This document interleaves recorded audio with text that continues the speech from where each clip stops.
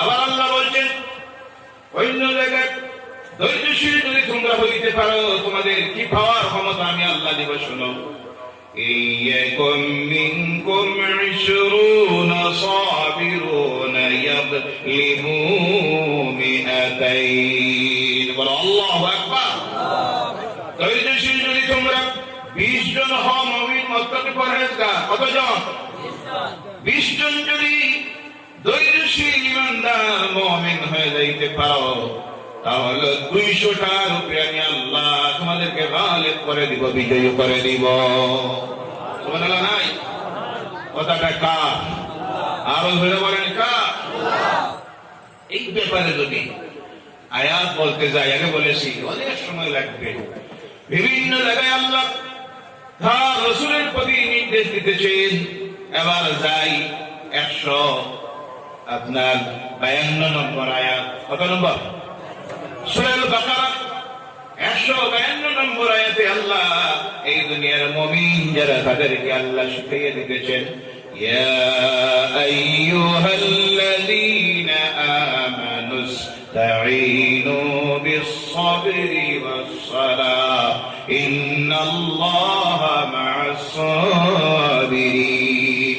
আল্লাহু আকবার। হে ঈমানদাররা, সাহায্য চাও আল্লাহর কাছে। কার কাছে? আওয়াজ করে বলেন কার কাছে? আল্লাহর কাছে সাহায্য চাও সবরের মাধ্যমে। সুবহানাল্লাহ বলেন। কিসের মাধ্যমে? সবরের মাধ্যমে আল্লাহর কাছে সাহায্য চাও। ধৈর্য ধারণ করে আল্লাহর কাছে সাহায্য চাও। আর নামাজের মাধ্যমে আল্লাহর কাছে সাহায্য চাও। সুবহানাল্লাহ বলেন। আমরা সাহায্য চাইব কার কাছে? আওয়াজ করে বলতে হবে কার কাছে? আল্লাহর কাছে সাহায্য চাইব। চাইতে গিয়ে মাধ্যম আল্লাহ বলতেছেন 1 নম্বরে ধৈর্য ধারণ করতে হবে। আজকে মুসলমানেরা এই যে অবস্থার মধ্যে আমরা আছি, অনেকে অনেক সময় বলে আপনারা কথা বলেন না কেন, রাজপথে নামেন না কেন? তারা চাইতেছে আমাদের ধৈর্য ভাঙ্গাই আমাদেরকে রাজপথে নামানোর জন্য। তাহলে তাদেরকে ছড়ো আমরা যেন রাজপথে নামি, নামলে করে জেলে ঢুকাইতো, গুলি করে মারতো। কথা ঠিক না? এর কারণে একটার পর একটা ধরে যাইতেছে তারা। কোন সময় আমাদের ধর্মীয় স্থানের উপরে আঘাত করতেছে। সাম্প্রদায়িক কথা নয়, উচ্ছৃঙ্খলার কথা নয়, স্থানীয়মূলক কথা নয়, বাস্তব যা চলতেছে তার উপরে আজকে আমাদের দেখার প্রয়োজন। এরপরে কোন সময় তারা বিভিন্ন জায়গায় আমাদেরকে বঞ্চনা করতেছে, লাঞ্ছনা করতেছে, নির্যাতন করতেছে, আমাদের সাংবিধানিক অধিকার থেকে বঞ্চিত করতেছে, ফান্ডামেন্টাল লাইফ থেকে আজকে আমাদেরকে তারা বঞ্চিত করতেছে। এরপর বিভিন্ন সময় দেখতেছেন আল্লাহ পাক তার কালাম কোরআনুল কারীমে আমাদের জন্য যা হালাল করেছে তারা হারাম বানাইতেছে। আছে না নাই? কথা বলবেন ভাইরা? তারপর আল্লাহর ওলিদের মাজারের বিরুদ্ধে ষড়যন্ত্র করতেছে, ভাঙতেছে। এই সব যখন করতেছে আমরা ধৈর্য ধারণ করতে হবে। কি করতে হবে? আওয়াজ করে বলেন কি করতে হবে? ধৈর্য ধারণ করতে হবে। যেমন ধৈর্য ধারণ করেছিলেন নবী মুহাম্মদুর রাসূলুল্লাহ সাল্লাল্লাহু আলাইহি সাল্লাম, যখনই ধৈর্য ধারণ করেছেন হেফাজত করেছেন কে? আল্লাহর হাবিব মক্কায় থাকতে পারলেন না। ইতিহাস আপনাদের জানা আছে। যখন ষড়যন্ত্র করলো, আইনের সিদ্ধান্ত নিয়ে নিছে আজকের রাত্রিতে আমার নবীকে জমিন থেকে বিদায় করে দিবে, ফয়সালা করেছে তারা। মক্কার প্রতিটা গোত্র থেকে একজন যুবক সিলেকশন দিল আসার জন্য। সন্ধ্যার পর সব চলে এসেছে।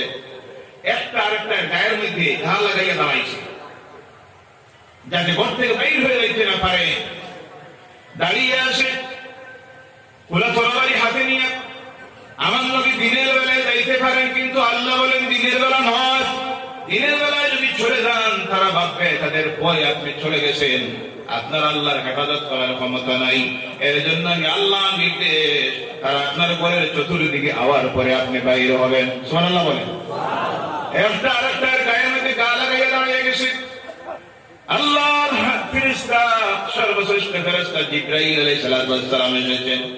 আল্লাহ রাসূলের কাছে এসে শিখিয়ে দিলেন কোরআনুল কারীমের কলব যে সূরাকে বলা হয়, হৃদয় বলা হয়, যে সূরার নাম হলো সূরা ইয়াসিন। কোন সূরা? আওয়াজ করে বলেন, কোন সূরা? মুখস্থ আছে? যাদের আছে প্রতিদিন কমপক্ষে একবার তিলাওয়াত করবেন, যাদের নাই শিখার চেষ্টা করবেন। আল্লাহ যেন তৌফিক দেন, বলেন আল্লাহুম্মা আমিন। বর্ষা অবস্থায় নিয়ত করবেন আমার ছেলেকে মেয়েকে কোরআনের এইভাবে কমপক্ষে ফজিলতপূর্ণ বরকতের সূরাগুলি মুখস্থ করাইব, হিফজ করাইব। রাজি আছে? আওয়াজ করে বলেন, রাজি আছে? আল্লাহ যেন তৌফিক দেন, সকলে বলেন আল্লাহুম্মা আমিন। হযরত জিবরাইল এসেছেন, এসে আল্লাহ রাসূল সাল্লাল্লাহু আলাইহি সাল্লামকে বললেন, আপনি এক মুষ্টি মাটি হাতে নেন। আমার নবী এক মুষ্টি মাটি হাতে নিলেন, আর আল্লাহর কালাম কোরআনুল কারীমের সূরা ইয়াসিনের আরম্ভণি থেকে তিলাওয়াত শুরু করে লা ইউবসিরুন পর্যন্ত তিলাওয়াত করে ওই হাতের দুলকুনার মধ্যে ফুঁক দিলেন, আর এমনি নিক্ষেপ করলেন, ওয়ামা রামাইতা ইয রামাইতা ওয়ালাকিন্নাল্লাহ রামা। আল্লাহু আকবার।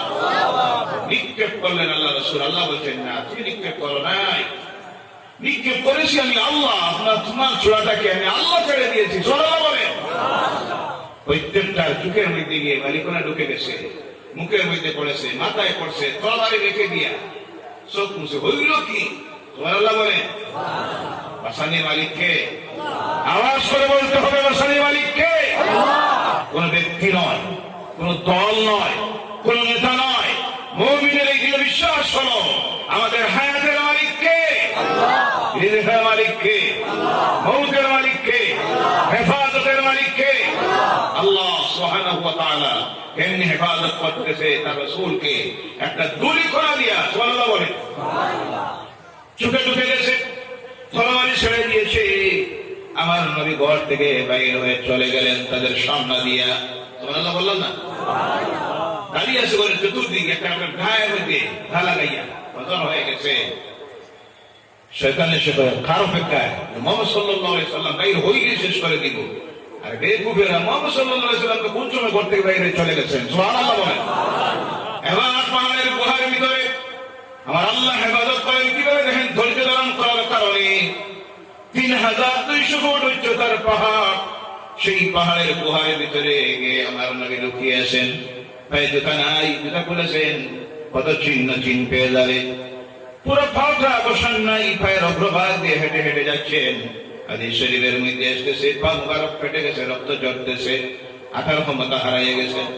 আবু বকর রাদিয়াল্লাহু তাআলা আনহু নিজের কাঁধের উপরে তুলে ৩২০০ ফুট পাহাড়ের উচ্চতায় নিয়ে একটা গুহার ভিতরে লুকাইয়া রাখলেন। পিছনে পিছনে চলে গেছে ওই জায়গায়। আমার আল্লাহ ইবাদত করতেছেন। যেমনি ঢুকে গেছেন, সামনে এসে গুহা চিত্রের মুখমণ্ডলের মধ্যে ঢুকার রাস্তায় একটা মাকড়সা দিয়ে আল্লাহ জাল বানাইয়া দিল। নাই যেমনি মাকড়সা জাল বানিয়ে দিয়েছে, পাহাড়ি এক জোড়া কবুতর এই জালের উপরে বসে ডিম পেড়ে দিয়েছে, আর ঘা দিতেছে, ফুম দিতেছে। সুবহানাল্লাহ বলেন না? বুঝাই বুঝাই গিয়ে পাথরের উপরে দাঁড়িয়ে গেছে। হযরত আবু বকর সিদ্দিক রাদিয়াল্লাহু তাআলা আনহু বলেন, ইয়া রাসূলুল্লাহ সাল্লাল্লাহু আলাইহি সাল্লাম, একবার তারা যদি তাদের নিজের পায়ের দিকে তাকায় তাহলে আমাদেরকে দেখে নিব, আমরা ধরা পড়ে যাব। আমার রাসূল বলেন, লা তাহজান ইন্নাল্লাহা মা'ানা।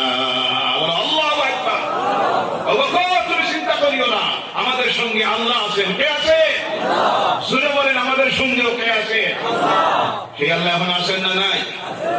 সুবহানাল্লাহ, সুবহানাল্লাহ। পায়ের দিকে তাকায় না, শয়তান কয় পায়ের দিকে তাকাও। তারা বলে, বেকুফ, এটা তাকে লাভ হবে কি? জন্মের পর থেকে দেখতেছি এই গুহার সামনে মাকড়সার জাল আর কবুতর ডিম পেড়ে খা দিতেছে। তাড়াতাড়ি সেখান থেকে নেমে গেল। ঘরের ভিতরে হেফাজত করেছেন কে? আল্লাহ। গুহার ভিতরে হেফাজত করেছেন কে? আল্লাহ। কেমন দরিদ্র ধারণ করলেন। বদর, উহুদ, উহুদের ময়দান, দান্দান শহীদ হয়ে গেছে, কোন প্রতিশোধ নিতে যান নাই। ডাক দিয়ে জিজ্ঞাসা করতেছে আবু সুফিয়ান, তখন ইসলাম গ্রহণ করেন নাই। পরবর্তীতে জলিলুল কদর একজন সাহাবী হয়েছিলেন আবু সুফিয়ান রাদিয়াল্লাহু তাআলা আনহু। এখন কি মুহাম্মদ তোমাদের মধ্যে আছে? আমার নবী বলেন, আমার সাহাবীরা ধৈর্য ধারণ করো, কথার কোনো জবাব দেওয়ার প্রয়োজন নেই। বলল, বুঝা গেছে মুহাম্মদ শেষ, আবার জিজ্ঞাসা করে আবু বকর কে এখনো তোমাদের মধ্যে জীবিত? আমার নবী বলেন জবাব দিও না, জবাব দিও না, ধৈর্য ধারণ করো। কোন জবাব দেওয়া হলো না, বললো আবু বকর শেষ। এবার টাকা দিয়ে জিজ্ঞাসা করে তারা ওমর কি তোমাদের হইতে এখনো জীবিত আছে? আল্লাহ রাসূল বলেন কেউ জবাব দিও না। ওমরের মধ্যে যুবক বলেন ইয়া রাসূলুল্লাহ সাল্লাল্লাহু আলাইহি সাল্লাম, বেয়াদবি মাফ করবেন, পা ফেলানো ডাক দিবে। আর আমি ওমর জবাব না দিয়ে তার পশ্চাটা হতে পারে না। দাঁড়িয়ে গিয়ে বলেন ও আবু সুফিয়ান, জেনে রে মুহাম্মদ এখনো জীবিত আছেন, আবু বকর জীবিত, আর আমি ওমর জীবিত। আগামী বছর এই ময়দানে আবারও দেখা হবে। বলেন সুবহানাল্লাহ। না মিজাজটা ছিল আলাদা। আল্লাহ রাসূল বলছেন নবীদের মধ্যে আল্লাহ কিছু নবীদেরকে মিজাজ কড়া গরম দিয়েছিল, আর কিছু নবীদের মিজাজটা ছিল ঠান্ডা। আর আমার উম্মতের মধ্যে সাহাবীদের মধ্যে কারো মিজাজ আল্লাহ কড়া গরম করে দিয়েছেন। আমার উমরের মিজাজ হলো কড়া গরম, আর ঠান্ডা মিজাজের হলেন আবু বকর রাদিয়াল্লাহু তাআলা আনহু। বলেন সুবহানাল্লাহ। ভাইরা আমার, এক নম্বরে যখন আল্লাহ পরীক্ষা নেবেন তখন আমাদের ধৈর্য ধারণ করতে হবে। আর দুই নম্বরে আল্লাহ বলেছেন যে কাজটা করতে হবে, সেই কাজটা হলো নামাজ। কোনটা? আওয়াজ করে বলেন কোনটা? এই যে মুসিবতে আমরা যখন পড়েছি, পৃথিবী সবচেয়ে বেশি মাজলুম বিভিন্ন ভাবে যারা পৃথিবীতে আস, তারা মুসলমানেরা। কারা? কথা বলবেন কারা? ফিলিস্তিনের রাষ্ট্রের মুসলমান যেভাবে নির্যাতনের শিকার, আমার মনে হয় পৃথিবীর ইতিহাসে এইভাবে মজলুম আর কেউ ছিল। আজকে এক বছরের মধ্যে অতিক্রম করলো, নিরপরাধ জান্নাতের ফুল একটা বাচ্চা, নিরপরাধ মহিলারা হসপিটালে আহত মানুষ করে, অসুস্থ মানুষ শরণার্থী শিবিরে একবেলা খাবার খায়, 3 দিন নাই, সেখানে রেহাই নেই। জালিমেরা বোমা হামলা করে করে 60,000-এর মতো নিরপরাধ মুসলমানদেরকে শহীদ করলো। কিন্তু গোটা পৃথিবী আজকে নীরব, অন্যায়ের বিরুদ্ধে কেউ প্রতিবাদ করে। হাজার হাজার মুসলমান মরতেছে, কিন্তু এই সময়ে এই পৃথিবীর 182 কোটি মুসলমান, সুবহানাল্লাহ বলেন, কত কোটি? 182 কোটি মুসলমান, যেখানে বর্তমানে 57টি ইসলামিক রাষ্ট্র। সুবহানাল্লাহ নাই? কতটা? 57টি ইসলামিক রাষ্ট্র, 182 কোটির ঊর্ধ্বে মুসলমান থাকার পরেও একটা মাত্র রাষ্ট্র জালেম, স্বঘোষিত রাষ্ট্র ইসরায়েল আজ 1 বছর থেকে 60,000-এর মতো নিরপরাধ মুসলমান মেরে মেরে শহীদ করে দিল। কিন্তু 182 কোটি মুসলমানের সাহস হলো না। 57টি ইসলামিক রাষ্ট্রের রাষ্ট্র নেতা একমাত্র ইরান বাদ দিয়ে একেবারে সাহস হলো না এদের বিরুদ্ধে আঙ্গুল তুলে কোনো কথা কওয়ার। ঠিক কিনা? আর কারণ হলো ইমানের দুর্বলতা। কিসের দুর্বলতা? ইমানের দুর্বলতা। আল্লাহর ভয় অন্তর থেকে চলে গেছে, তাদের ভিতরে ঢুকেছে আমেরিকার ভয়, ইহুদি নাসারাদের ভয়। কথা ঠিক কিনা? আল্লাহর ভয় যখন মানুষের ভিতরে থেকে চলে যায়, আল্লাহর গুলামি যখন মানুষ ছেড়ে দেয়, তখন এই মানুষগুলিকে আল্লাহ মাখলুকের গোলাম বানাইয়া দেয়। আল্লাহর ভয় যখন অন্তর থেকে চলে যায়, তখন এই মানুষের ভিতরে ভয় ঢুকে যায় দুনিয়ার মানুষের। আজকে ইসলামিক রাষ্ট্রগুলির ক্ষমতায় যতটা বসে আছে, একটা প্রকৃত দিনদার ইমানদার মুমিন নাই। যদি মুমিন থাকতো তাহলে আজকের এই ইসরায়েলের জালিমরা জমিন থেকে বহু থেকে নিশ্চিহ্ন হয়ে যাইতো। কথা ঠিক কিনা? ভাইরা মুসলমানেরা, 2 নম্বরে আল্লাহর কাছে আমরা এই সময়ে সাহায্য চাইব যে জিনিসের মাধ্যমে, তার নাম হলো নামাজ। বলো সুবহানাল্লাহ। কোনটার মাধ্যমে? আওয়াজ করে বলেন।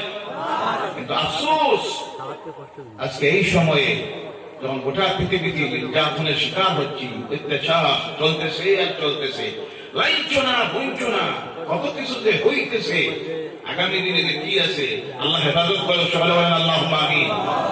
সেই সময়ে কিন্তু মসজিদে নামাজি নাই, মাদ্রাসা না বিচার। কথা বলেন। জিজ্ঞাসা করেন আপনি ভাই, মহল্লায় কত পরিবার? হুজুর আলহামদুলিল্লাহ 80 পরিবার। কত পরিবার? 80 পরিবার।